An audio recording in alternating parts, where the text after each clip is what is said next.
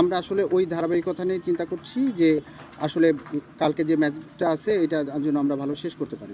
একটা ছেলে যে প্রতি বছরই আসলে পারফর্ম করবে একইভাবে, এটা আসলে ডিফিকাল্ট। কোনো সময় ওর থেকে ভালো করতে পারে, কোনো সময় ওইরকম নাও করতে পারে। তো একটা সময়ের মধ্যে যে যাচ্ছে মিরাজ, তো তার সাথে কথা হচ্ছে যে কোথায় খেললে সে কোন পজিশনে খেললে ভালো করবে বা বোলিং কোথায় করলে ভালো হবে, এগুলো নিয়ে কথা চলছে। এবং আপনি জানেন যে মিরাজের পরে ওই ট্রাস্টটা আমাদের অবশ্যই আছে।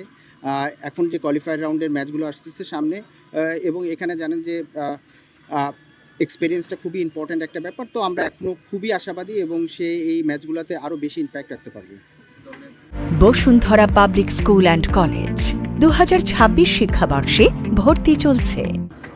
যখন কোনো প্লেয়ার আপনি ওভারসিজ প্লেয়ার নেবেন এবং এখন একদম খেলা শেষের দিকে জানেন, তো আসলে গুরুত্ব বুঝে এবং কোন প্লেয়ারটা ইম্প্যাক্ট রাখতে পারে সেসব বিবেচনা করেই নেওয়া হয়। তো আসলে এটার মধ্যেই আসলে আপনি যখন এই একদম শেষের দিকে এসে কোনো প্লেয়ার নেবেন, আসলে ওইভাবেই চুজ করা হয় যেন সে টিমের প্রতি ইম্প্যাক্ট রাখতে পারে। আপনি জানেন যে সিলেট যে পর্বতে আমরা অনেকগুলো ম্যাচ খেলেছি, তো আসলে সো ফার সো গুড ছিল। কিছু ম্যাচ ভালো জিতেছি, কিছু ম্যাচ ক্লোজ ছিল। তো লাস্টের যেটা 2টা ম্যাচ ছিল যে আমাদের ছেলেরা ভালো খেলেছে এবং ভালো একটা উইনিং মোমেন্টাম পেয়েছি। তো আমরা আসলে ওই ধারাবাহিকতা নিয়ে চিন্তা করছি যে আসলে কালকে যে ম্যাচটা আছে এটা যেন আমরা ভালো শেষ করতে পারি।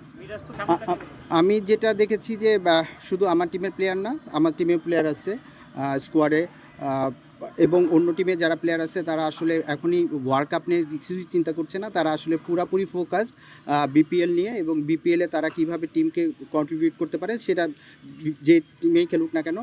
এবং তারা আসলে ওই বিপিএলটাকে নিয়ে আসলে মনে হচ্ছে যে বেশি তারা ফোকাস আছে এবং এই ব্যাপারেই তারা প্রিপারেশন নিচ্ছে এবং সেভাবেই খেলছে।